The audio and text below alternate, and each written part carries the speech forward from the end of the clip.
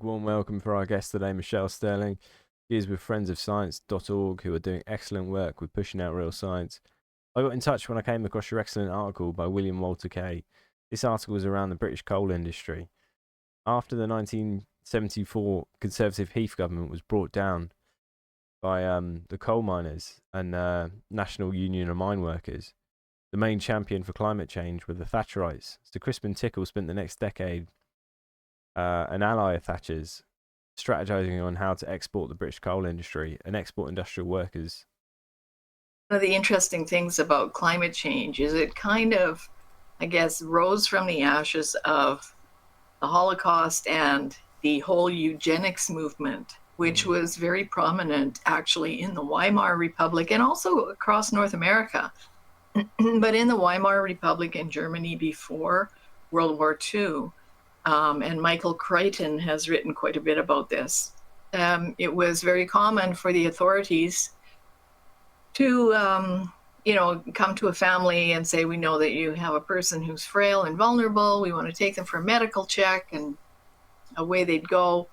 And they'd give them a medical check and march them into a nearby room and gas them with carbon monoxide and cremate them on site at these special sites they had. And then sort of write back and say, oh, I'm sorry, while we were giving them a helpful treatment, they died. So, there was no recourse. And this was strictly an economic thing. There's a book called Death and Deliverance by Michael, I can't remember his name. The book's just across the room here. Anyway, it's very detailed about this whole movement prior to World War II and even World War I. It actually went on right from the turn of the century. So, there was a whole eugenics movement at that time also in North America. A lot of people thought, well, if there was a person who was quote unquote a useless eater, or they weren't deemed to be, the top kind of person, then maybe they shouldn't be allowed to reproduce. So there was a lot of forced sterilization of people, often people who went into mental institutions, or if people were given over to homes for the developmentally handicapped, sometimes the people there would be sterilized. Yeah, Edwin Black has a great book on this called War Against the Weak, in that a lot of the foundations, like the Rockefeller Foundation, Carnegie Institution, and Ford Foundation, a lot of them were funding the eugenics of Weimar Germany, which would eventually be taken up by the Nazis. The Kaiser Wilhelm Institute, for instance, was funded by the Carnegie Institution and the Rockefeller Foundation. And these are the same people that would go on to be funding a lot of the climate movement. Well, and after all of those horrible deeds, around the 70s, that was all wiped out and erased, and all the sterilization laws were canceled, eugenics laws were canceled. That was it.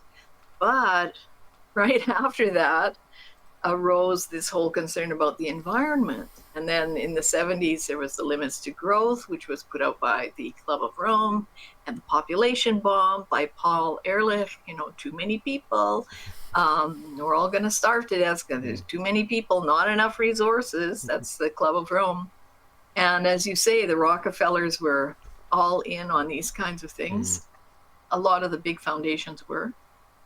And interestingly enough, in the 1950s, in the United States, there had been a big investigation into these foundations.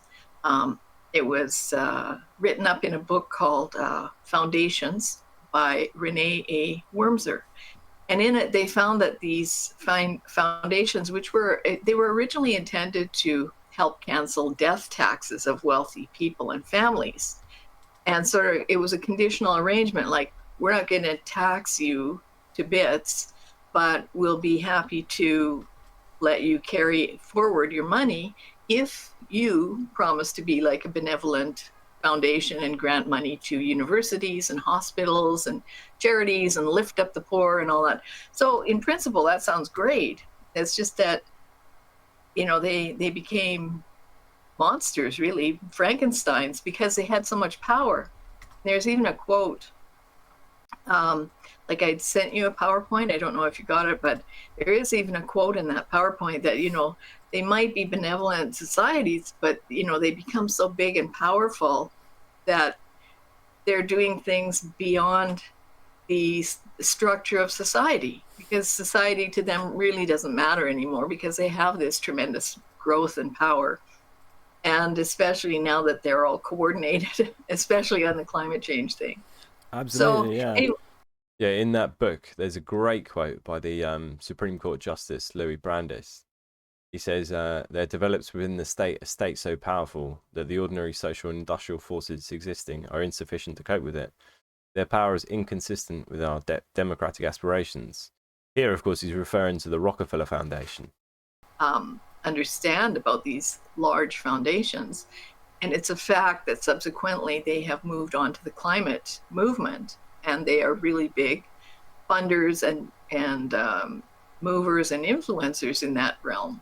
So I think we were talking also about the Soviet Union collapsed around 1990. And again, sort of the communist movement found the communist, socialist, Marxist movement. I have to say I'm not that great on delineating all of these, but that end of the movement, say the red side of the green movement, really rolled itself right into the climate change movement. Yes, you'd ask me, you said you were going to ask me about what would my response to a child be about climate change. And it would be, don't worry, be happy about climate change. Yeah, exactly. Yeah, I definitely feel like the climate creates a doom kind of aspect of people, almost like psychological warfare. Because when Extinction Rebellion first came out after the RCP 8.5 insistence that was going to be the new normal, even me and my wife debated having children. Eventually, I looked into it and I couldn't believe how corrupt the science was. Like ClimateGate in 2009, the release to WikiLeaks there really opened my eyes to kind of what we were dealing with, and that sort of sent me down the rabbit hole of investigating and reading and seeing what was being said. But even ClimateGate, for instance, the Climate Research Unit was set up by the Rockefellers. They had money from that.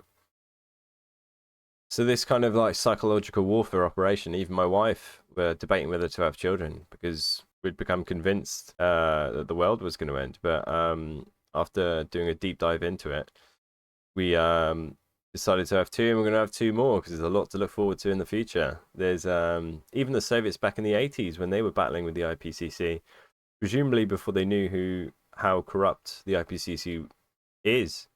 They said the world would benefit from the CO2 fertiliser effect, where we would have a greater abundance of harvests, bigger plant and tree growth, that kind of thing. They thought it was a positive thing.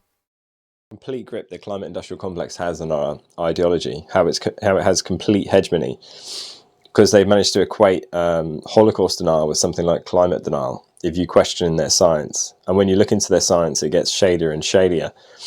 But the truth of it is, it was always the eugenicists behind the environmental movement. It was these people that were funding the Kaiser Wilhelm Institute in Germany, which became the basis for Nazi Germany's racial hygiene laws. It's these same people that are funding the environmental movement today. When people tell you that, and if you're not, if you don't have the resources to look into it or the curiosity, and you're just scared, then, and people say, well, it's the IPCC, we know what we're talking about. Then you go, okay, wow, we're all going to die. So, here's the cover of Greta's book, and I also have it here with me. This whole movement tries to make people feel bad, scared, and guilty. So, how dare you? How dare you question, just as you mentioned about being called a denier? How dare you question? Well, because that's the beauty of human nature. We're able to critically reason. And we've only progressed in civilization because we're able to reason and ask questions. Exactly, so that's how I dare. Good to hear. If we look at the next slide, If you look at the next slide, then you see that actually the climate book is only just the last teeny little part of the last 2,000 years of warming and cooling. So it's clear to see that climate change is cyclical, and it's not you, and it's not carbon dioxide. So, that's what I would show children and young people. And say, go back and research these past 2,000 years. Like in the very blue part there, right near the book, that was the Little Ice Age. It was horribly cold, very erratic weather. And before that, it was very beautiful weather, quite stable, abundant crops. And, in the medieval warm period, in the 1,000 period there, that's when society really advanced because the crops were abundant, so people didn't have to work as hard. They weren't suffering from famine. And so they could build beautiful things like castles and cathedrals, and they had the energy to do that. Absolutely. By contrast, if people have watched Les Miserables, the stage show or the movie, that happened at the end of the Little Ice Age in the blue part there, just before it started warming up in the modern warm period.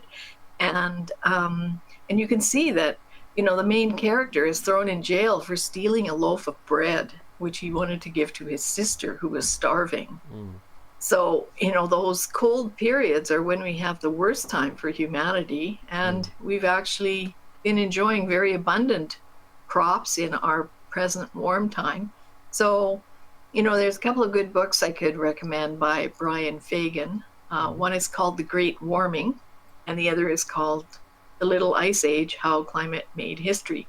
And both of them, they give you the viewpoints of those two separate times that are fairly close to us.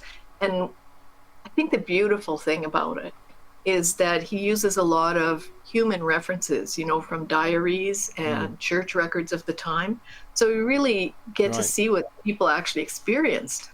Speaking of the Little Ice Age, this is Dr. Sally Baliunas, and there's a link there to her presentation.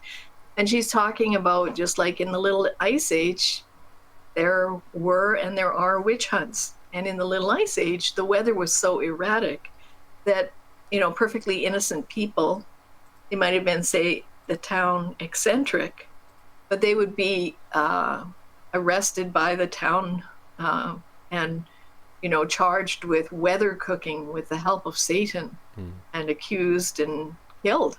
So, we're in a very superstitious time now, ironically, despite all of the science, because the same thing is happening with climate change. Just as you mentioned about deniers, there are people who say, people who don't accept catastrophic anthropogenic global warming, should be killed, should be jailed, should be fined.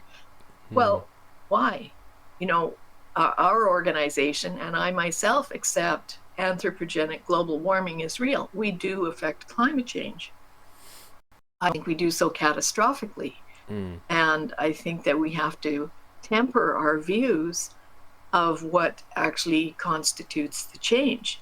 If you live in a big city like London, England, or New York, the temperature inside the city might be 6 to 10 degrees warmer than if you just go outside into the countryside.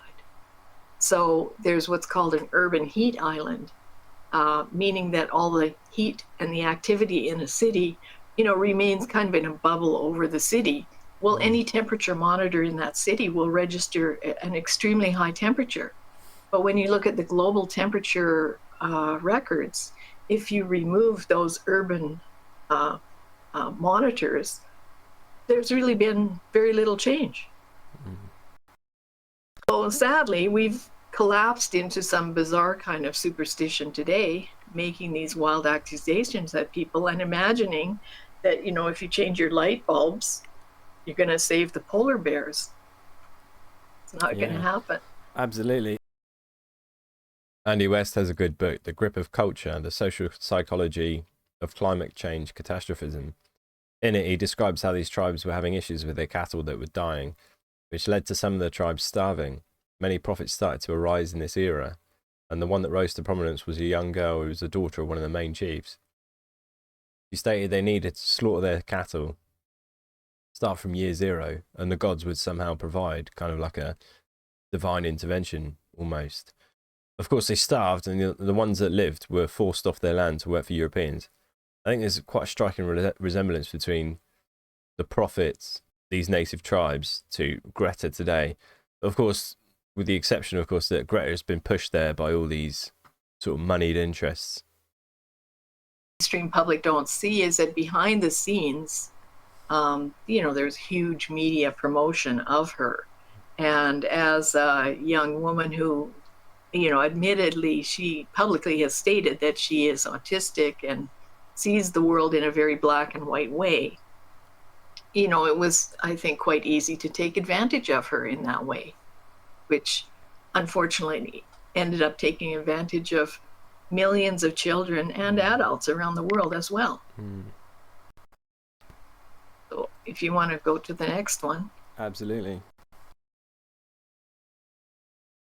Dr. Richard Lindzen. He's an atmospheric scientist, formerly with MIT, professor emeritus now. And he stated this a long time ago. Controlling carbon, meaning carbon dioxide, is a bureaucrat's dream. If you control carbon, you control life. And as you stated about geopolitics, the energy thread that runs through every aspect of our lives and also through every aspect of wars and conflicts and conquests, it's energy. It's access to food, water, and fire. And fire is energy. So if you can control the fire, and carbon dioxide is the outcome of burning things, then you can control everything about people's lives. And that's what we're seeing now. And the thing is, it's incremental. They've really crept up on people. So, of course, everyone wants to save the planet. Everyone who has children loves their children. They want them to have a better life. So if people say, well, do this for your children, of course you want to.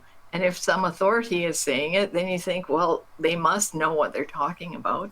But, we very rarely get a chance to look behind the mirror and see what financial interests or these big foundation type philanthropic interests are, pushing this wave along for their own purposes.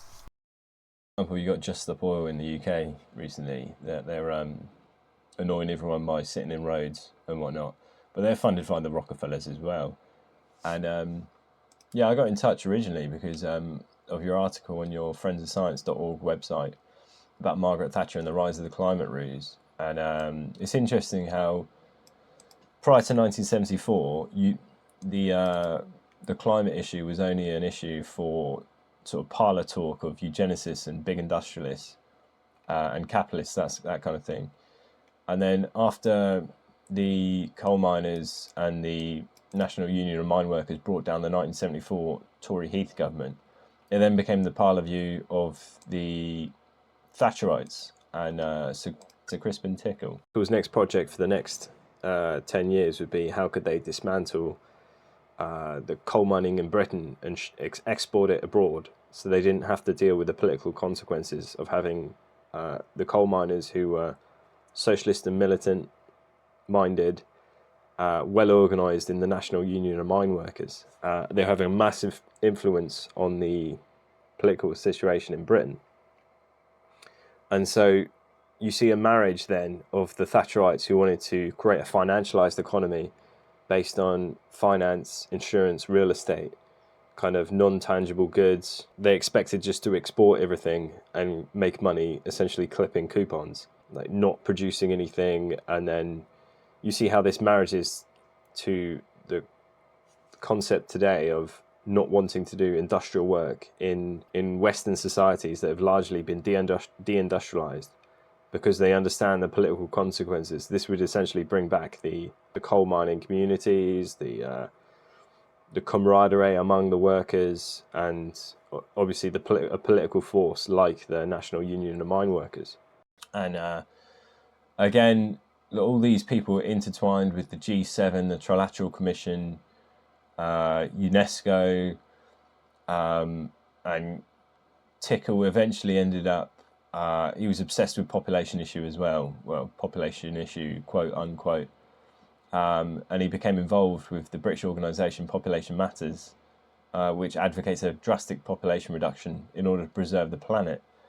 And if you look at the Green Party, the British Green Party as well, they're originally the People Party, and they were heavily influenced by Paul Ehrlich's A Population Bomb. And in their original manifesto, they outline economic growth and population as a threat to humanity. So this is what these people believe. So we've got this modern conception that environmental issues is a left-wing cause, when prior to 1974 it was purely eugenicists and Malthusians, and then after 1974 it was the main view of the Thatcherites, George H.W. Bush, Brian Mulroney in Canada, and Helmut Kohl in Germany. You don't realize how many people now are on the climate change train and what a huge job creator it has been.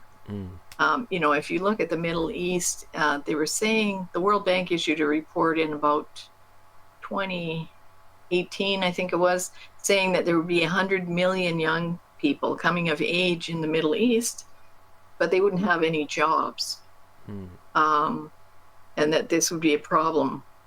Well, I think what happened in the West is that a similar thing happened, but we gave all those jobs to climate activists, basically.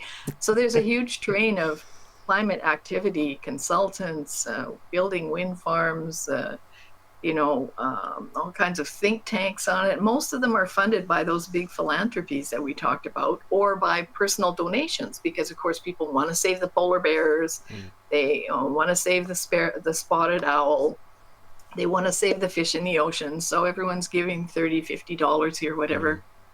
And now it's become like this big banquet, but we're actually devouring society. Both left and right have consumed society, and what used to be like a capitalist thing or a right-wing thing, as you were talking about putting the coal miners out of work, well, green crony capitalists developed out of this, and they love all the subsidies. So the very companies that you would think would stand up and say, hold it, this is crazy, doesn't make sense, you people need energy, we're not going to comply, they go, I don't know, they want to give us $100 billion. Let's say yes. Absolutely. Mentioned about the big philanthropies, there's also this group called the Club of Rome. I think they were also formed in about the 70s. They published the book, The Limits to Growth. Again, they're all very big corporatists. But here's their planetary emergency plan. This one, it's online, but it doesn't appear very often in public as this brochure. But if you look at all the COP meetings, and especially the recent ones, all of their 10 commitments keep popping up in everything that everyone is saying, doing, and committing to, even though a lot of them don't make sense. Like they want to triple the annual investment in forest conservation. Well, what does that mean? How do you spend money to conserve a forest? Well, does that mean that you're going to go to nature climate solutions and just buy and sell carbon trading credits on a forest that remains pristine? Because I think that's part of it. Yeah. And they want to shift to green investments. Well, how do people think wind turbines are made? They're made with tons of coal, natural gas, and oil. So you don't get a wind turbine or a solar panel without fossil fuels. So, at COP28, they decided they were going to triple investments in renewables, or triple the renewables on the grid, but they were going to phase out fossil fuels over time. Well, it doesn't make any sense. It won't happen. It's insane. But and they are now in 2010 introducing financial mechanisms and policy instruments. So, you maybe have seen Mark Carney, former Bank of England, Bank of Canada governor. He's often appeared in the press saying that you have to justify your investments in fossil fuels, and companies that don't toe the line will go bankrupt. So, For sure. they've increasingly put pressure on insurance companies and financing so that these necessary energy sources will be cut off, which means that people literally will starve. I mean, Mm. because of the conflict in Ukraine, between Ukraine and Russia, I think something like 50 fertilizer companies in Europe have closed.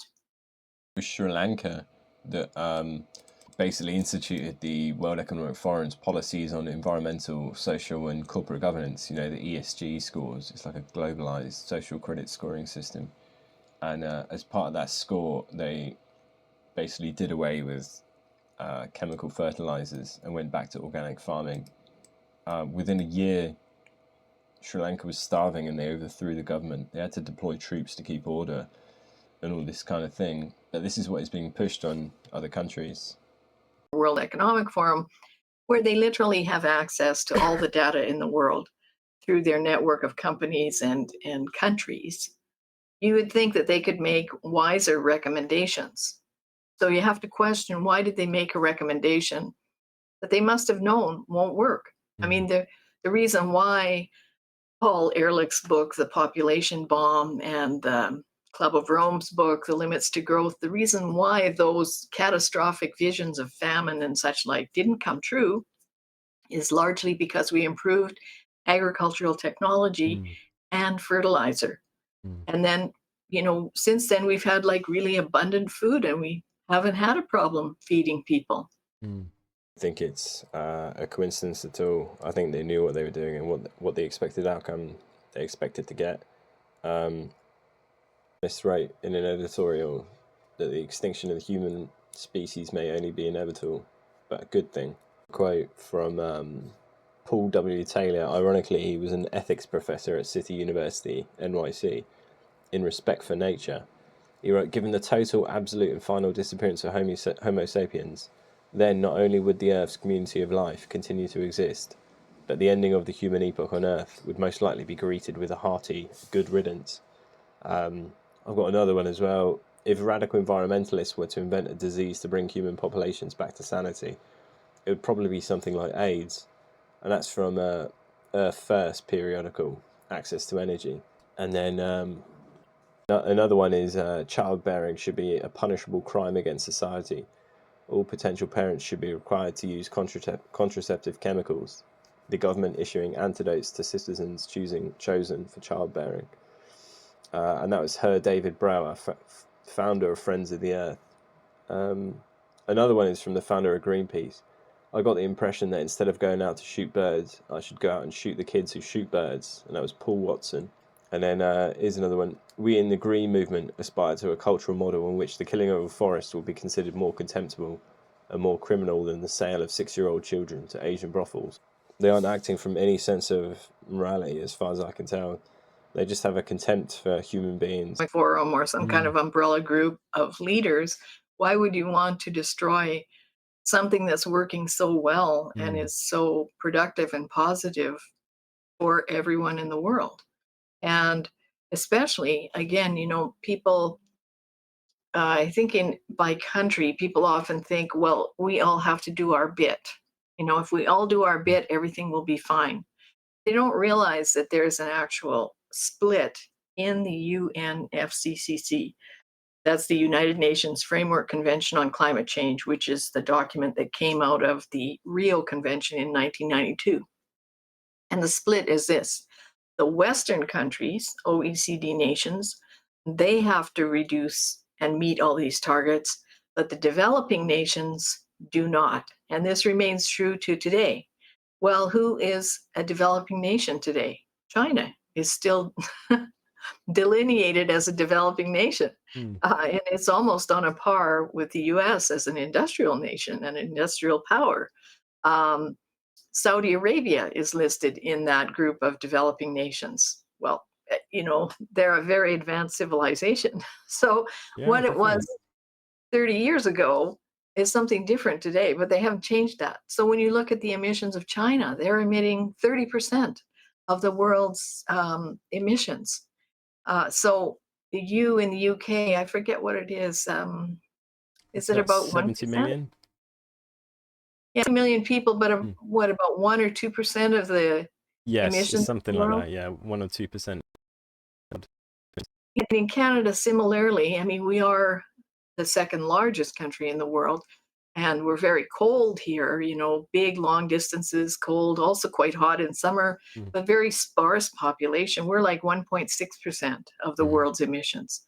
China is 30%, and they have the right to continue emitting. Mm. So, you know, if you look at the geopolitical picture, and I'm sure that you have done, you know, China also has a plan to be the world's manufacturer by 2025.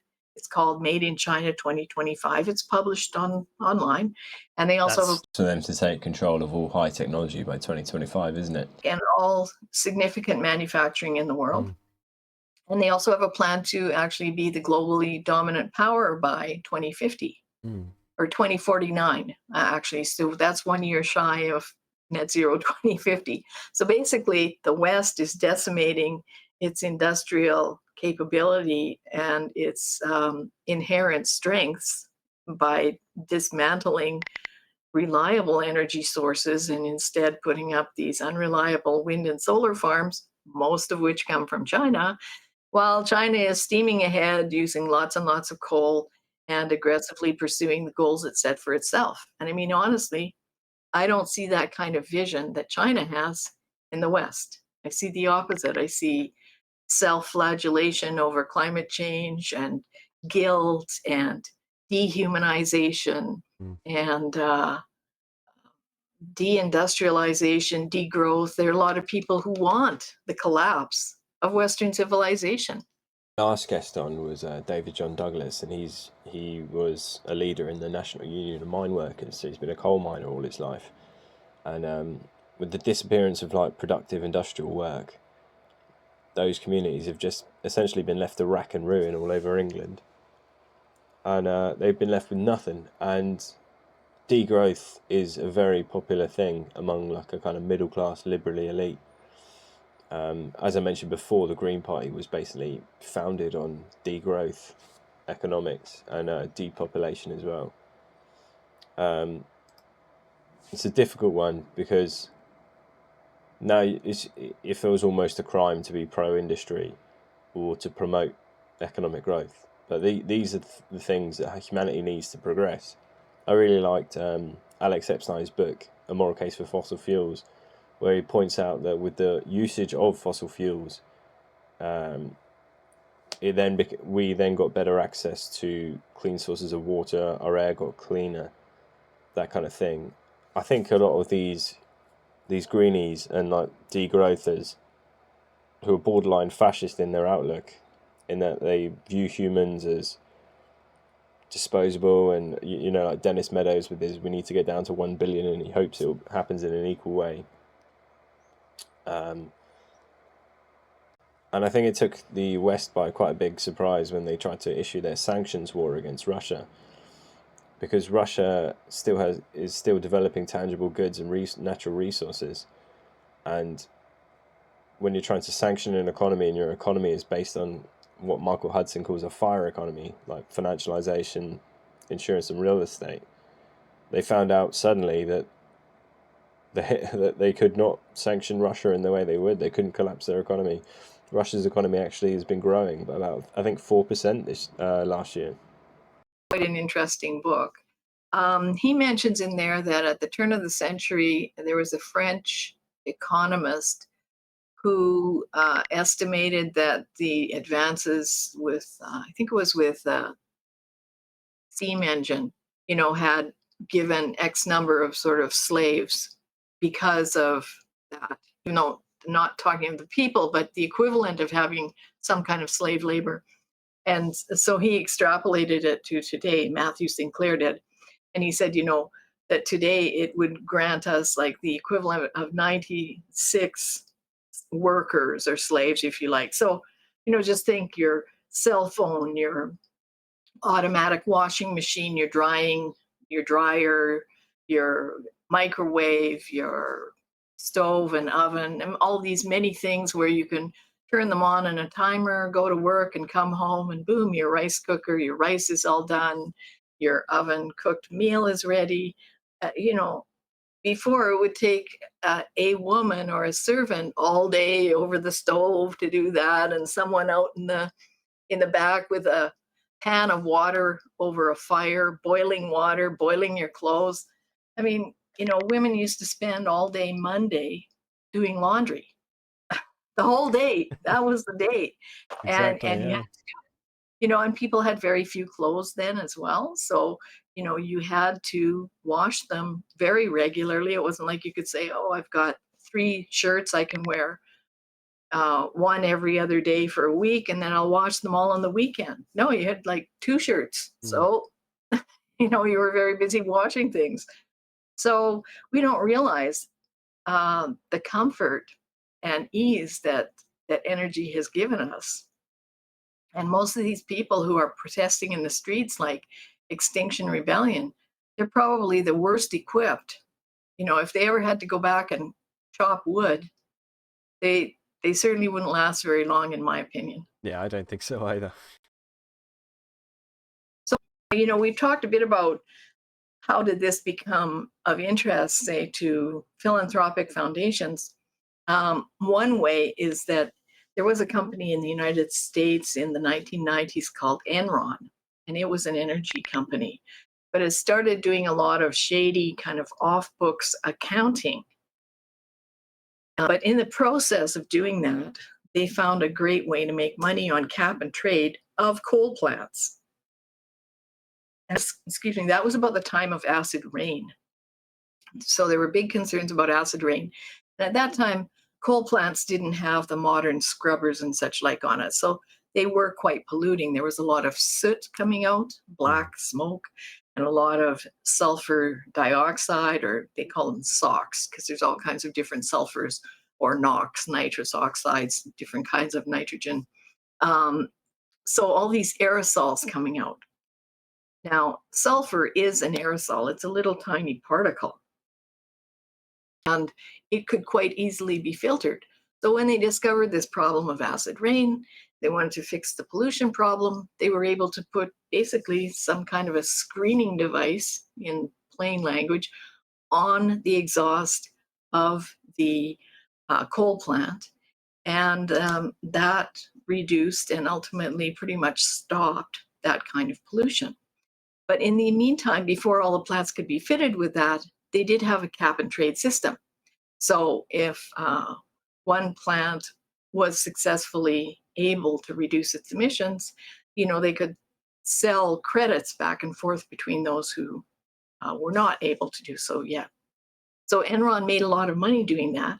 And after that kind of dried up because all of these coal plants were fitted, they were like, well, what's next? So carbon dioxide was seen as like, wow, that's even better, because carbon dioxide is everywhere. Like, even as I'm talking to you right now, I'm emitting 40,000 parts per million with every exhalation. Now, you know, that's nothing compared to what's in the air. That's thousands of times more than they're trying to capture from the air. But now you see that, oh, this runs through everything. It runs through the burning of wood, burning of coal, the use of gasoline in your car, propane, natural gas on your stove, natural gas in your heater. So yeah, we can tax everything. And interestingly enough, in this energy probe document here, Lawrence Solomon talks about the fact that Enron did a study at that time and about the warming effect of CO2, and found that it wouldn't cause any warming. So they just put that aside and pressed on with the propaganda. As And they usually do. yeah, and one of the things they did is they started paying all these environmental groups like Extinction Rebellion or Greenpeace. They started funding them to present their messages. Some people Absolutely might say, crazy. why would somebody like Just Stop Oil or Extinction Rebellion, why would they be funded by some of these philanthropic or corporate interests? Well, you know, there's always different ways in the marketplace to buy and sell shares. And for instance, since energy is so valuable to society, if you can talk companies and pension funds into divesting of shares, well, you can just be standing on the sideline and jump in and snap them up. And the public are none the wiser. You know, the public are patting themselves on the back saying, look at that, our university pension fund has divested of fossil fuel.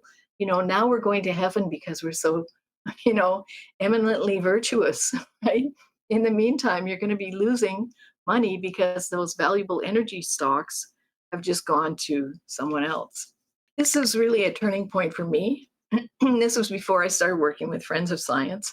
I read Harper's Magazine in February of 2010 in an article by Mark Shapiro, and he was talking about going on a tour, I think it was of like the Amazon, to try and figure out, you know, what kind of carbon reduction would be made by this particular building of a new plant in the forest, and wandered around with a carbon verification person who was basically saying, well, we know for sure that if we build a plant here, we'll be reducing carbon dioxide by X number of million tons.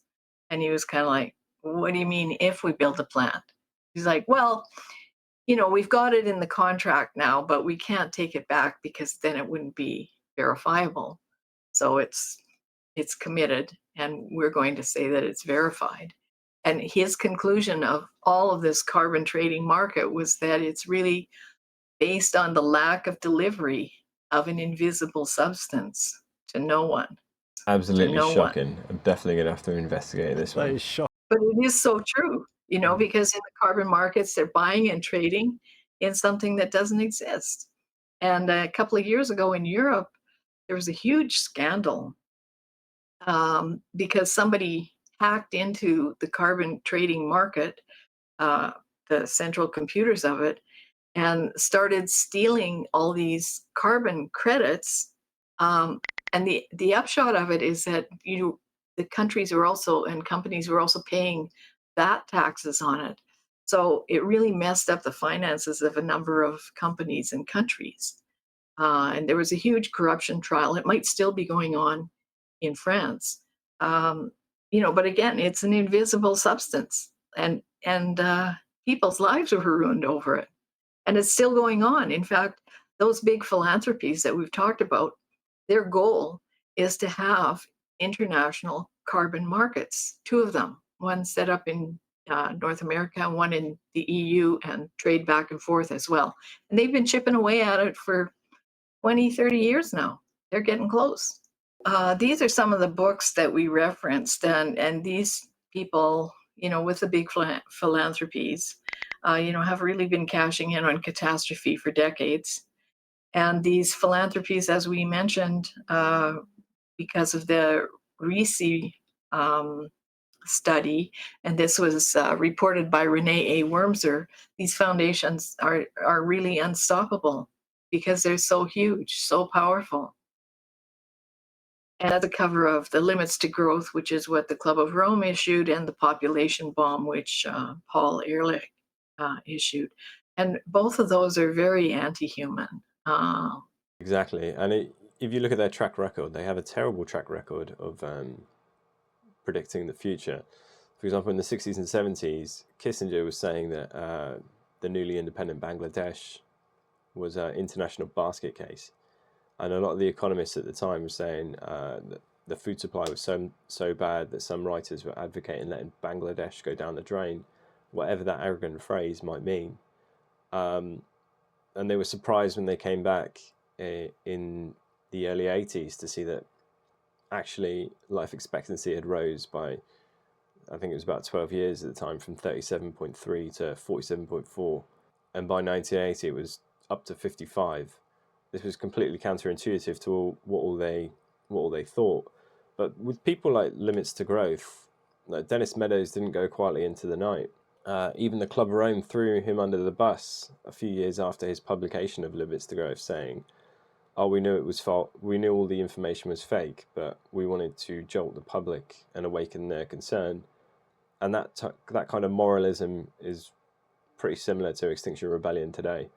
But with Dennis Meadows, he was still in 2018, he was advocating that the population of the world should only be 1 billion people, and he hoped that they could chop that down to 1 billion in an equal way, whatever that may mean. I think the Malthusian worldview is toxic. It's I don't like to use moralizing terms, but it's evil. Agree. And I saw a clip the other day with Jane Goodall. I saved it. I can send you a link to it. If I could go back in time, like I'm 80 years old now, and if I could go back in time, there would be fewer people on the planet. And I'm thinking, who do you think you are? You know, what are you talking about? Yeah. If you look at Hans Rosling's book, Factfulness, you know, he shows how everybody's life has actually progressed and become much better in the past 100 years, significantly better. And he does it in an interesting way where he's not talking about, you know, people driving Cadillacs, but rather that it used to be that people slept on the floor in a mud hut and, you know, didn't even have a bowl to eat from, kind of thing, and no shoes.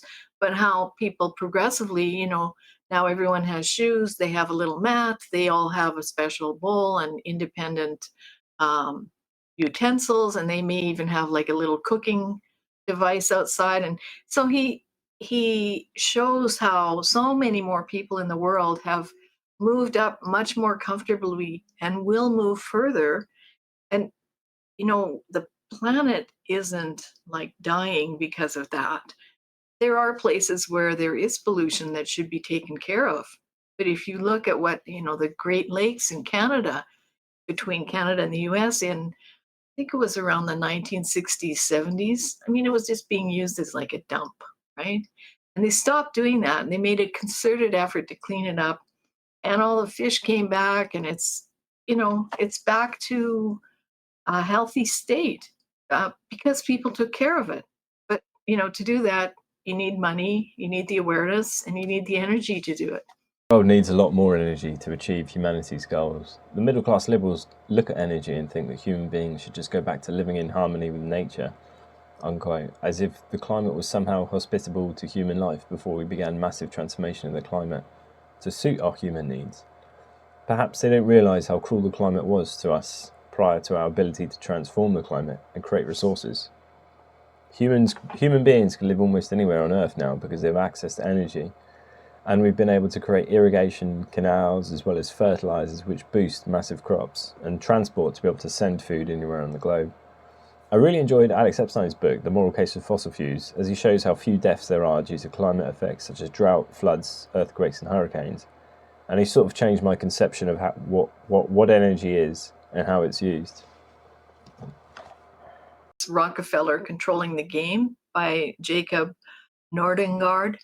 And he has also got some online YouTube videos delivering presentations about this.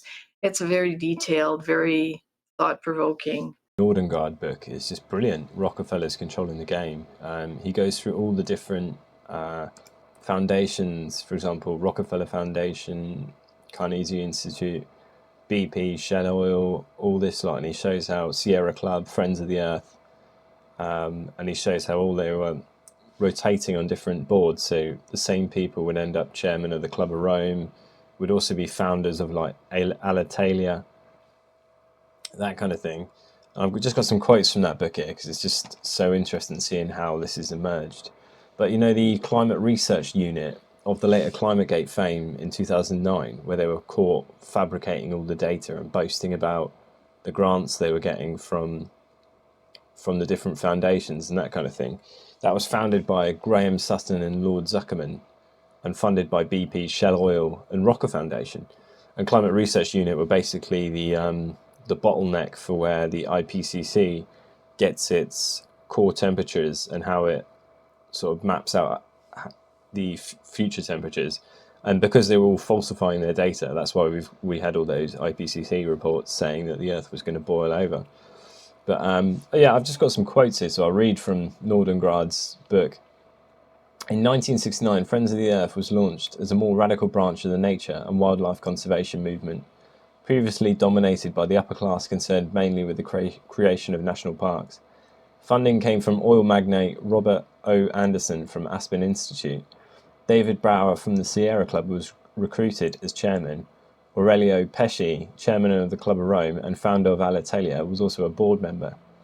Friends of the Earth now attracted young people and radicals who fought the establishment and resented the big finance dynasties' undue influence over politics and business, without understanding who was really pulling the strings. The aim of the organisation was to change the economic world order towards one based on solidarity and ecological sustainability.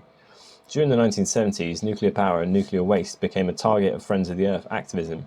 It was seen as a competitor by the oil industry, which can explain some of its support for radical environmentalism. Such unholy alliances would persist and be developed further in coming decades. Again, the population issue was coupled with environmental concerns. Childbearing should be a punishable crime against society unless the parents hold a government license. All potential parents required to use contraceptive chemicals, the government issuing antidotes to citizens chosen for childbearing. That's David Brower from Friends of the Earth. The opening rally with Senator Gaylord Nelson as speaker had an audience of 17,000. Besides environmental science, the event planners wanted to make it as inclusive as possible and therefore included topics such as Vietnam War, women's liberation, racial equality and social justice under the umbrella of ecology. Overpopulation and family planning was also debated under the heading Sock It to Motherhood, Make Love, Not Babies, a popular slogan during the hippie era. This was actually one of the core concerns. Another quote here which just sums up how all these kind of like so-called left-wing hippie activists were basically foot soldiers for the Rockefeller Foundation. Among the young activists of the time, we find a new generation of Rockefellers, including David's daughters, Abby, Neva Goodwin, and Eileen, to spread the new message of environmentalism, feminism, new age, free sex, and global justice, ironically founded in Marxist ideology in opposition to capitalism. This group also included Dr. Jose Arguelles, an art teacher, initiator of the Whole Earth Festival, and one of the co-founders of the Earth Day concept, who would later whip up global hysteria around the year 2012 in the anthology This Cybernetic Age. The author of one of the chapters, John D. Rockefeller III, praised the new revolutionaries who were clearing the ground for a new global culture. Instead of worrying how to suppress the youth revolution, we of the older generation should be worrying about how to sustain it. The student activists are in many ways the elite of our young people. They perform a service in shaking us out of our complacency. We badly need their ability and fervour in these troubling and difficult times. A unique opportunity is before us to bring together our age and experience of money, an organisation with the energy and idealism and social consciousness of the young. Working together, almost anything is possible.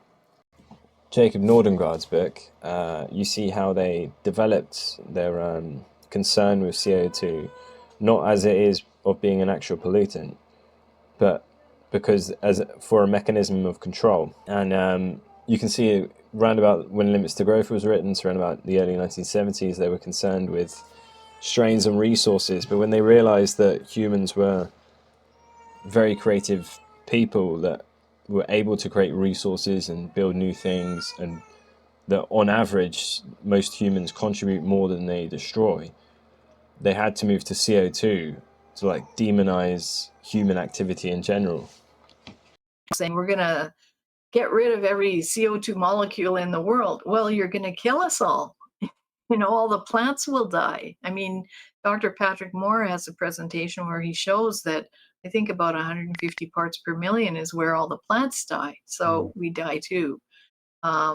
So actually, some people like the CO2 Coalition and Patrick Moore say, we actually inadvertently helped the world by starting to burn fossil fuels because we started putting some of the CO2 back. But really, most of the CO2 in the atmosphere comes from Mother Nature. So, released from the soil. Like when there are warming cycles due to largely solar influence and oceanic oscillations, the warming of the soil releases carbon dioxide. So the warming happens first, the carbon dioxide later. And this is the exact opposite of what Al Gore presented in his famous video. And that's where people were so led astray by him. That, by the way, he was helped much of his life by big oil, and he also used to be a tobacco lobbyist. Two of the things he always accuses people Yeah. like us. They're talking about these big foundations, and that they may become like Frankenstein's, though perhaps benevolent ones. It's possible that in 50 or 100 years, a great part of American industry will be controlled by pension and profit sharing trusts and foundations, and a large part of the balance by insurance companies and labor unions. And that's happened. So if you want to see kind of a short summary of that, this is one of the reports that we did called Undue Influence Markets Skewed. And it looks at how, in this fairly short period of time, that is what's happened. It's backfired on them a bit, because when they went to sanction Russia, they quickly discovered that they didn't have much influence over destroying the Russian economy. I don't know if you remember, but Biden saying that they'd turn the Russian economy to rubble. And von der Leyen, she's a crazy woman in the European Union, saying that the Russian economy would be in tatters. But I think they've forgotten that Russia still produces raw materials and industry and oil that the world needs.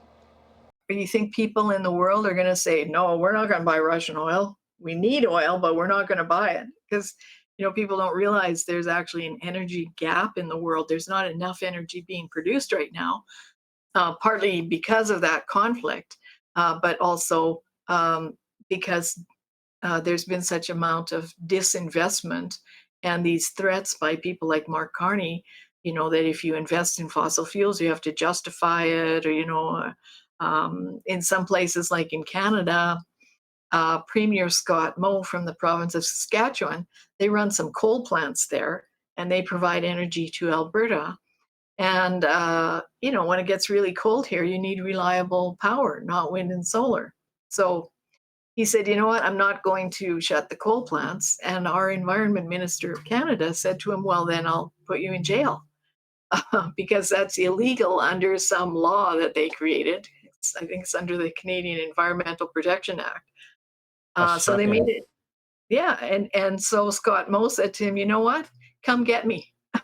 Like, bring it on, baby. I mean, who in their right mind would put their own people at risk of death in the middle of winter? What happened in Texas, isn't it? With where they've made the grid so unreliable. I was just watching your video today on Friends of Science about that woman from Australia, and she's talking about how they've made the energy grid really inefficient there, because in order to have all this green energy, you need fossil fuels to back it up. That's why there hasn't been this huge growth of green energy, and it seems to stay around about 2-3% of total energy production. Percent coal, and I think they're down to about 10%. And so they up the natural gas. Any place that you see the addition of wind and solar, you will also see the addition of lots of natural gas, because you need it, unless you're in Norway, where they have so much hydro, but that's a very unique situation. But you need that natural gas because it can automatically ramp up and down to go with the crazy cycles of wind and solar, which are very unpredictable. Yeah, because And the energy is so inefficient, isn't it? meaning that you can't set it. It's not like your stove where you can say, okay, now I want it to boil and now I want it to simmer. That's dispatchable power, basically, in plain language for a power grid. But you can do that with natural gas. You cannot do that with wind and solar.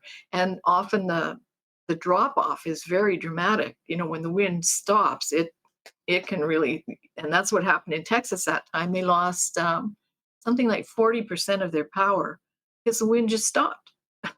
So they did have a problem with their natural gas, to be honest, because the natural gas facilities were not winterized. They weren't expecting that kind of a cold snap, although it has happened in the past. And they had another problem there. Many of the houses had gone to electrical heating. So when that electricity, when the cold came, the electricity demand rose, whereas previously it would have been met by natural gas. And they were just seconds away from a complete shutdown of the grid. And then if that happens, it can take months to restart the grid. And lots of people would die. Yeah. Literally. I mean, lots of people did die there. I think about 200 people died. Definitely, that was tragic. Yeah. Similarly, in California, they've added so much solar. They have what they call a huge duck curve. So in the midday, you get lots and lots of power, and then the sun goes down. So when the sun goes down, you have to suddenly ramp up a lot of power. So they end up actually importing from coal producing states nearby, and they've got lots of natural gas on the grid. So, they're all clean and green, sure. But in the background, the real energy is keeping the lights on. People say, but no, this is where all the money is going. So much more money was invested. 1.5 trillion was invested in wind and solar last year, and that's way more than was invested in oil and gas. Well, yeah, because you're scaring people off investing in oil and gas, plus it's a mature industry. Meanwhile, in the wind and solar area, the investors are getting all these subsidies and tax write-offs and flow-through shares, and they're laughing all the way to the bank. And all the people, the little people, are suffering because their power prices are going up. They have to pay for additional transmission lines. They have to pay all these renewable obligations, and they're not getting equivalent power back. Like if you built conventional gas plants for the same amount of money that you're spending on these wind and solar playthings, you'd have lots of power and reliable. So. Here is essentially a great big central plan stuck on top of our economies, where they're allocating, much like I was talking about earlier in Sri Lanka, they're allocating it on the ESG scores, so they can withhold investments if you're not towing a certain social or environmental line or what have you. These insane policies of energy production, they're essentially just getting a quota from these ESG scores, and if they have like 10% green energy, but they're not really bothered whether if those energy policies lead to blackouts. Grid. And Europe has done something that they're trying to do more of in Canada, where they have connected the grid to different parties, so that like there's an interconnector from France nuclear power to England, and there's interconnectors from Norwegian hydro to England, and wind farms from England back to Norway, I think. And so all across Europe, there's all these interconnects, which is great when everything works. But when there's a fault in the system and say a shortage of energy, then things start to fall apart because each jurisdiction is not necessarily independent. I would say that France is totally independent because of their nuclear power, but I would say that most of the rest of the countries are not. So, if suddenly you need to draw more power in Germany, and Austria would also like more power at the same time, but whoever is providing their backup doesn't have it, well, then they have to start load shedding. They have to start putting people in blackouts or curtailing power to major industries. And again, that's where the consumer doesn't know it, but they are paying that curtailment fee, because the industry has to shut down or reduce production for a period of time. They get paid, like a thank you fee for that, the curtailment fee. And Absolutely. that could be millions of dollars. So, that's the kind of plan in Canada. They want to make an east-west power grid because they think like there's lots of hydro in Quebec, there's lots of hydro in the Atlantic provinces, and lots of hydro in BC. And so they think it's just like Lego, that you go out and you string all this stuff together, and there you go. You have power all the time. But if you look at what happens in Canada, especially in winter, many times Ontario and Quebec will have very significant blackouts because of ice storms. Well, what would that do to the rest of the country if we were relying on that? So this is a similar kind of problem that happens with the interconnects in Europe. So good idea, but not workable if the local regional grid can't be self-sufficient when it needs to be. Oh, so these two books are very interesting. Peter Drucker foretold this whole movement to market market manipulation, if you like, that that pension funds would start buying more and more shares in corporations until ultimately North America would become pension fund socialism. And I'd say that it has. And this other book is by a Canadian academic, Adam Harms. He's not very well known, but this was a mind-blowing book to me, that now these mutual funds have become so financially powerful, and they're funded by all these big pension funds, that they can actually crush national and regional jurisdictions just with their financial power. The United Nations Principles for Responsible Investment. So this is a transnational, unelected, unaccountable group of pension fund and institutional investors. There's about 1,000 signatories, and they all hold about 100 trillion assets under management. And they're all addicted to climate change. And they have 6 principles, one of which is comply or explain. It's supposedly a voluntary organization, but it's, as you can imagine, extremely influential. And in 2014, they had the Montreal Pledge, wherein various signatories signed on to the pledge that they were going to go to their governments and to corporations who were laggards, especially in Canada, the US, and Australia, and strong arm them into climate action. So just imagine. Well, it actually happened in Alberta, where one of the favored activist investor groups from the UNPRI Montreal Pledge came to the new administration, which was under Rachel Notley at the time, the New Democratic Party, which is quite left-wing and socialist. They came to her and presented a letter saying, we represent $4.6 trillion or something to that effect in investment. And here's what we think you should do for your climate plan. 1, 2, 3, 4, 5. And then they had a list of 120 signatories. And that's about the climate plan we got. So, that just completely bypasses democracy.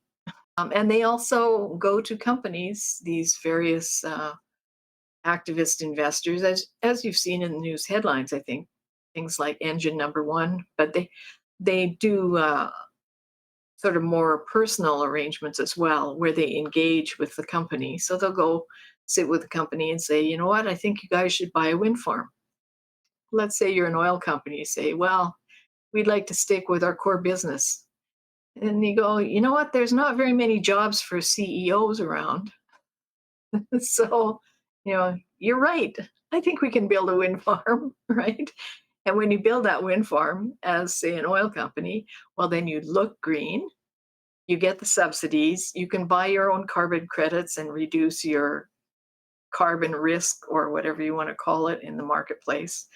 And the taxpayers will pay you for it and clap. They'll applaud. They'll say, see, look at that, big oil is going green. And then the CEO gets a bonus. Like, what's not to like? But you can see how skewed the markets are now. Yeah, definitely. Investments that institutional group has in wind and solar. And usually they also have, like, if they're invested in wind and solar, they're also invested in natural gas, in the transmission pipeline, in the transmission lines, in the pipelines. So, they get a handful of positive investment stimulus just from that one little move. Gotcha. PRI. Need I say more? Just imagine he gets to rub shoulders with all the people who have $100 trillion in assets under management. The thing is very important to this whole issue. Philanthropies were supposed to be charitable and doing good, helping the elderly, funding hospitals and investments in education. And really, they're just scaring the public and cashing in on climate. So this report here is called Design to Win. It was put together by a group called Climate Works in the States, mostly in the States, One of the Climate Works members is the Oak Foundation out of Switzerland. And I think also maybe the European Climate Foundation is in there. So this paper that you see in the background, Strategic Philanthropy in the Post-Cap and Trade Years, reviewing U.S. Climate and Energy Foundation funding. So what had happened is a group of big philanthropies got together, including Rockefellers and all the other gang. And they decided that it would be better if they combined forces to give out strategic funding to various environmental groups, because it was kind of difficult for them. They were kind of working at cross purposes with each other at times. So they put together this plan called Design to Win. And I'm pretty sure that McKinsey and Company was the consultant on it, based on some other documents I've seen. And of course, McKinsey and Company is the world's leading management consultant, and they consult with virtually everyone. And there's a very good book of interest, two of them actually. One is called The Firm, and I think it's by Duff McDonald, and the other one is called When McKinsey Comes to Town. Got a good reading list going, I think. Yeah, which shows that, maybe they're acting rather in their self-interest than perhaps in the interest of the client. Anyway, you can see they put the Climate Works Foundation, if we look at this graph, which is from the paper in the background, you can see they've been funding environmental groups as proxies to push all of these things like electric vehicles, phase out fossil fuels, climate change related media. So they've been promoting all this, the agricultural land use, natural gas fracking they wanted to ban. So a lot of money has been pumped into all these ENGOs. And the essence of the Design to Win plan was that they would fund an ENGO, an environmental non-governmental group, a local one, and that group would then agitate for a policy change, making it look as if it was local demand. So it made it look like when Greenpeace ran around in the streets of, I don't know, Trent in England, or someplace, Sandhurst, Kent, I don't know, with their signs saying, we want to phase out coal or whatever it might have been. Then people would think, oh, well, I guess actually the locals want to phase out coal. They wouldn't realize it was these big philanthropies in the background doling out cash for someone to make this case. So, this is what the ordinary people don't see, and what many of the politicians don't see either. They keep getting these point-and-click petitions on their desk, like from the David Suzuki Foundation in Canada, or in England, maybe from Just Stop Oil. Where thousands of people have sent the same point-and-click letter. They think, well, I guess 50,000 people want us to institute this policy. Maybe we should do it. Meanwhile, the ordinary working person doesn't even know the petition's going on, has no idea of the implications of what that policy might mean. And by the time they see the headline saying, UK to ban natural gas stoves, they go, wait a minute, I just bought a natural gas stove. They had no idea it was coming, but by then it's too late for them to do anything. Plus, they don't have all the money and power and media influence that these guys have. It seems like in our society now that we don't have much grassroots activism, that it all seems to come down to all these foundations. You mentioned Just Stop Oil, funded by the Rockefellers, and they're quite effective at doing what they do, which is making a big scene and putting pressure to essentially put forward the political program of the cosmopolitan billionaires. They really ardently, of course, want to save the planet. They don't want to have a catastrophic future. And I think most of them are acting really from their heart. And I think most of what Greta did, especially at the beginning, was truly from her heart. She truly was that afraid.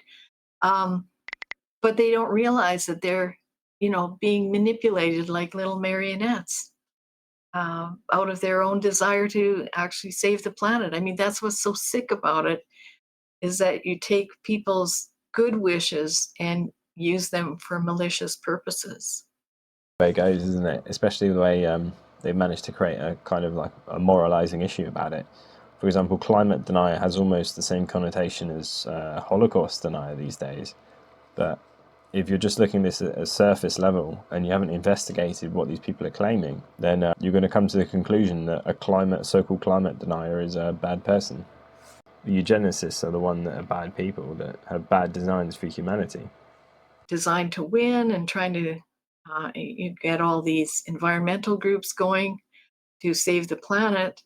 And that all started in about 2007. Well, in 2013, the Intergovernmental Panel on Climate Change report actually showed there'd been no statistically significant warming for 15 years, which was before the Kyoto Protocol. And that was like a big shock. And one of the people who wrote quite a bit about this was Ross McKittrick. He's a Canadian economist, but he's been quite active in the climate change field. He and Steve McIntyre are the two who broke the hockey stick, as they say. Anyway, he said, if you can't explain the cause, the pause, then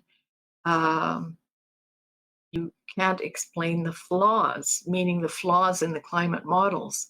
So, as you probably know, but maybe your viewers don't, a lot of climate change projections are based on these computer simulations, which are called models. And none of the models, and they run, I think they have about 20 different key ones they rely on, and they run hundreds of runs with them with different parameters saying, well, what if we have more rain? What if we have more carbon dioxide? So, to try and evaluate the possibilities, none of them predicted a pause. If none of them predicted the pause, then, how can you explain the flaw? Like, what is the flaw in all of these climate models that people are relying on to make multi-trillion-dollar decisions about a country's future? Something had to be done. And you would think that the thing that would be done would be an investigation, but no, guess what happened next? And a bevy of environmental groups put together this report called Risky Business, which used the most implausible, least likely future scenario to predict a catastrophic global warming. And this use of what's called RCP 8.5, it means Representative Concentration Pathway 8.5, the use of that model or scenario proliferated throughout academia, through conferences, and through the finance community. So I would say like 2013, 2014, that's where science went one way and finance went the other way. And finance went down the risky business road. This is the RCP 8.5. These scenarios were developed by a group of people. It's written up in a paper called Van Vuren et al.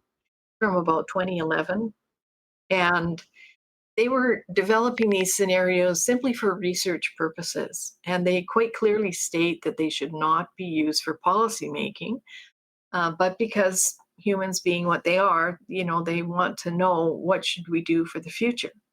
So these green billionaires had put together risky business using the most extreme scenario, RCP 8.5, which shows that it would be very warm, perhaps catastrophically warm, but it's actually an implausible scenario. So it includes 3 to 6 billion more people than could exist by 2100. So that, is something that depopulation people would be happy to see. It includes using more coal than exists on Earth. It includes using more oil then is deemed to be recoverable at this time. So, none of these things are going to happen. But those were the parameters that were entered into this. And you might say, why? Well, if you're just doing research, it's a bit like cooking. You say, you say, oh, well, maybe if I add lots more pepper, that would bring up the flavor of the lemon. Right? They did a similar thing here with this scenario. But actually, it's completely implausible. And yet this became labeled as the business as usual scenario, meaning that unless we made really drastic changes to how we live and our economies, how we do industry, how we travel, what we eat, unless we drastically changed that, then this would be the warming outcome. None of that is true. Familiar tactic they do. That is to put something outlandish out into the open and into the public, which will create pressure groups like Extinction Rebellion, like all these people writing these papers that were part of Extinction Rebellion in England, and they all basically just gave up on humanity after this. I don't think they're ever going to come back and check out the science properly. I think they've effectively been psyoped. Because of this RCP 8.5, then it was labeled a climate emergency, both by the Club of Rome and also by this former clinical psychologist, or she's a trained clinical psychologist, not practicing. And her name is Margaret Klein Solomon. And she started this thing called the climate mobilization, leading the public into emergency mode, where she intentionally came up with lines like, "Our house is on fire," which were echoed by who? Well, Greta, right? So I don't know if Greta just read her stuff or if someone fed it to her, but these are psychological manipulative tactics used to scare the public and children. So as part of the climate mobilization, one of the things that we see here is the victory plan. So a lot of the people in the climate activist movement, they actually want wartime economies. They want to create a command economy, because then, of course, you can say, we are going to build 300 wind farms, and you can't say a word about it. And we're going to build them here and put them anywhere we want because we're in a wartime situation against climate. And if you look over to the right side of the screen, this is an excerpt from the Deutsche Bank, What We Must Do to Rebuild paper that came out just after COVID. And they said if we really want to achieve climate neutrality, we need to change our behavior in all these areas of life. And we may have to incorporate an eco-dictatorship. So look here toward the end where they're saying, what should we do if property owners do not want to turn their houses into zero emission buildings? If they do not have the financial means to do so? If doing so is not possible for technical reasons, or if the related investments do not pay off?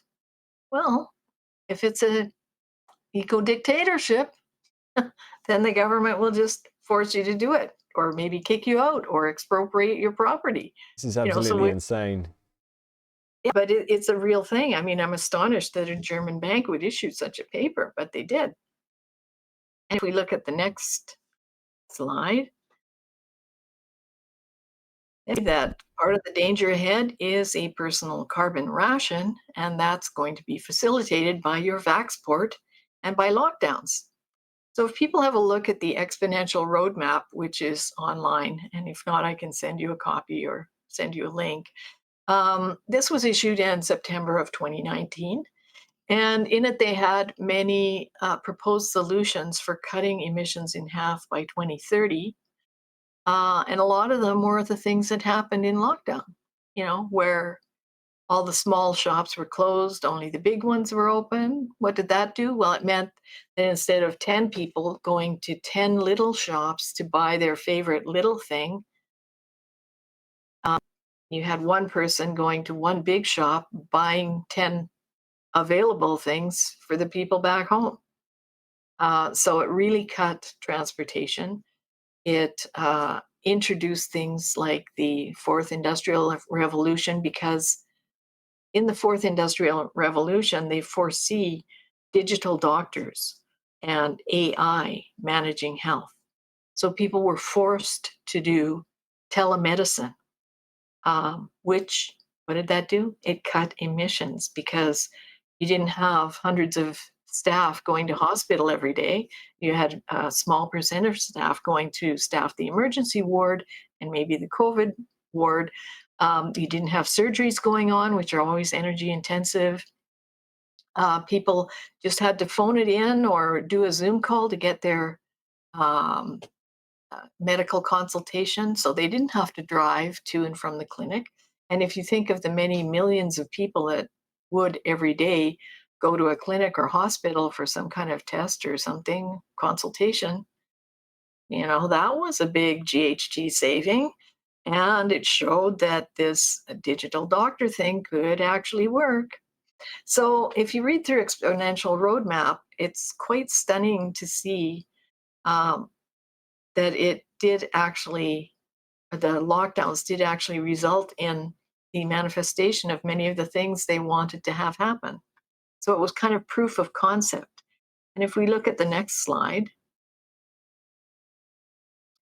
then you see that Deadline 2020 was written in 2016, and the ultimate objective is they want you to have a 2.9 ton carbon footprint per person by 2030 and 0 by 2050. So this was done for the C40 cities, which are all the biggest cities. So again, when you look at, say, 15-minute cities, what are they doing? They're reducing your mobility. They're getting you out of your car and making you walk around the neighborhood, which can be great, if that's your choice. And I mean, I love the walkable neighborhood where I am in Calgary. I love it. But I have a choice. I can also get in my car and drive to Chinook Center or out of the city but Absolutely.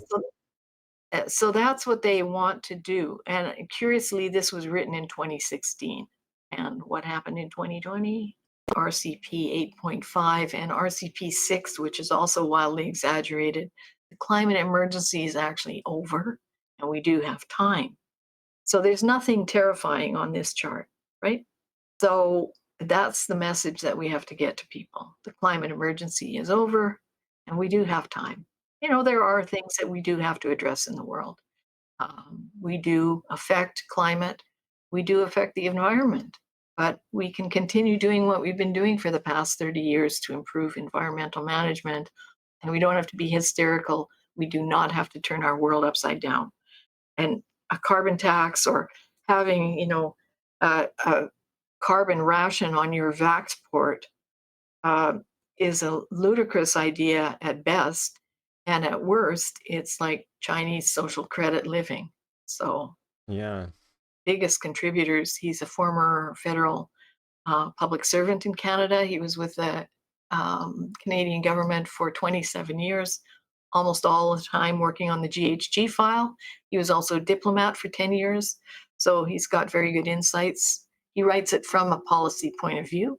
And if you want more of the science related to why RCP 8.5 distorts our climate future, this is the paper by Roger Pielke Jr. and Justin Richie, Netherlands. It's an international network of climate scientists and various scholars and economists. And they have issued the World Climate Declaration, which states that there's no climate emergency and that Mother Nature is really the driving force. And there are so many uncertainties that, it's much better if we prepare and adapt to things that we know will change. We know there's been flooding in the past. So either don't build on a floodplain or build resilient dikes and make emergency plans. But these are things that we can do, whereas, taxing people to stop the weather, we can't do that. So let's do practical things. John Clauser, that won the Nobel Prize for Physics in 2022, is on that board of Clintow, isn't he? Dr. Linson is also a signatory. There's quite a few very eminent people. And some have differing points of view. Like one is Professor Wis Yim, who's from Hong Kong, and his focus is more on geothermal, subliminal, subsea geothermal, which is hardly discussed in climate communications at all. But he can show quite clearly that, when there's some of this very big underwater geothermal activity, an eruption, a lava flow, the lava that's coming out of there is like, I don't know, 6,000 degrees. I forget if it's Fahrenheit or Celsius actually, but it's extremely hot.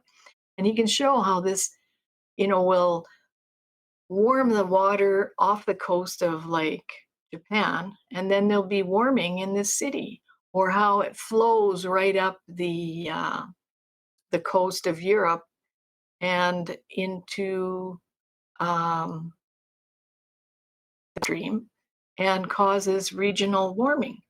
But nobody discusses that. They all say, oh, it's carbon dioxide coming from the tailpipe of your car. But it's actually, some eruption that happened down by the Canary Islands. So quite a few very interesting contributors there, which it's not all about carbon dioxide.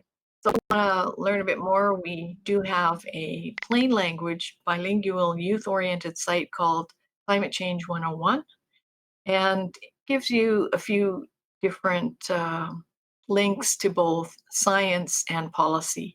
And one of the things that we like to point out is that you have a right to dissent. You have a right to rational dissent. We advocate for open civil debate, and we encourage people to engage in that, just like we're doing now. Bring forward your facts, bring forward your evidence, and have a friendly, rational discussion about it. Don't start name calling and everything. So I think especially young people have to be encouraged to be able to have that courage and to stand strong and keep demanding that people engage in open civil debate. And we also have, of course, our main website. So you can join us as a member and you'll get our newsletters. You can donate if you like. We have 20 years of annual events, which include top-level scientists and economists and policy analysts and authors. They're all online. And we have lots of other information on our website. And just in closing, for the young people out there, I would like to say that on our last page here. Don't worry, be happy about climate change.